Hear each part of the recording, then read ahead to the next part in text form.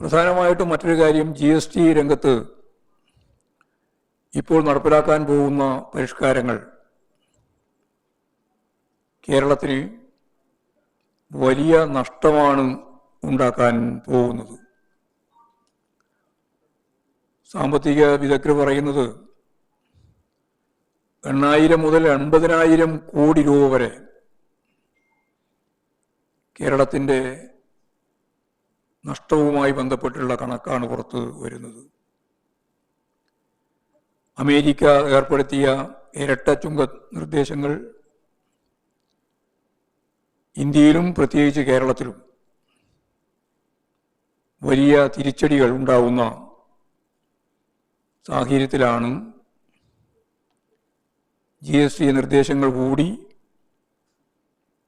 കടന്നു വരുന്നത്. ഇതിനെല്ലാം എതിരായി ശക്തമായ നിലപാട് സ്വീകരിച്ചുകൊണ്ട് മുന്നോട്ടേക്ക് പോകേണ്ടതുണ്ട് എന്നാണ് ചൂണ്ടിക്കാണിക്കാനുള്ളത്.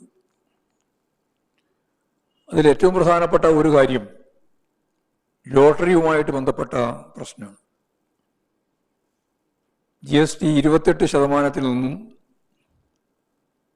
40% വർദ്ധിപ്പിക്കാനുള്ള നീക്കം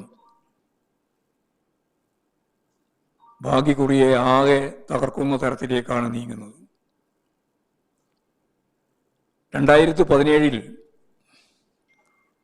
12% ലോട്ടറിയുടെ GST. 2020 അത് 28% ഉയർത്തി. ഇപ്പോൾ അത് 40% മാറ്റുകയാണ്.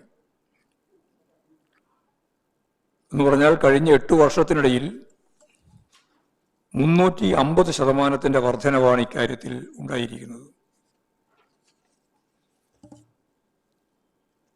കേരളത്തിൽ പാവപ്പെട്ട ജനവിഭാഗങ്ങൾ അവരുടെ ഉപജീവന മാർഗമായി സ്വീകരിച്ച ഒന്നാണ് ഈ ലോട്ടറി വിൽപ്പന. ലോട്ടറിയിൽ നിന്നുള്ള വരുമാനം കൂടി ഉപയോഗിച്ചുകൊണ്ടാണ് ക്ഷേമ പദ്ധതികൾ പലതും കേരളത്തിൽ നടപ്പിലാക്കുന്നത്. വൻ നികുതിയിലൂടെ ലോട്ടറി രംഗം തകർക്കുമ്പോൾ വലിയ തോതിലുള്ള പ്രതിസന്ധിയാണ് കേരളം പോലുള്ള സംസ്ഥാനങ്ങളിൽ സൃഷ്ടിക്കുക. എല്ലാ തരത്തിലുമുള്ള കേരളത്തെ തകർക്കുന്നതിനു വേണ്ടിയുള്ള പ്രവർത്തനങ്ങളാണ് കേന്ദ്ര ഗവൺമെൻറ് എടുത്തുകൊണ്ടിരിക്കുന്നു എന്നുള്ളതിൻ്റെ തെളിവാണ് ഇത്. ഈ രംഗത്തുള്ള ആളുകൾ ഉൾപ്പെടെ എല്ലാവരും വിശാലമായ ഒരു പ്രക്ഷോഭ പ്രവർത്തനങ്ങൾക്ക് തയ്യാറായി വരുന്നു എന്നുള്ളത് പ്രത്യേകതയാണ്. ഇന്നിപ്പോൾ ലോട്ടറി രംഗത്ത് പ്രവർത്തിക്കുന്നവരുടെ പ്രധാനപ്പെട്ട പ്രതിനിധികൾ കേന്ദ്ര ധനകാര്യ വകുപ്പ് മന്ത്രിയെ പോയി കണ്ട് നേരിട്ട് ഈ കാര്യങ്ങളെല്ലാം അവരുടെ ശ്രദ്ധയിൽ കൊണ്ടുവന്നിട്ടുണ്ട്. അതിലെന്തെങ്കിലും മാറ്റം ഗൗരവപൂർവം നിർദ്ദേശിക്കുകയോ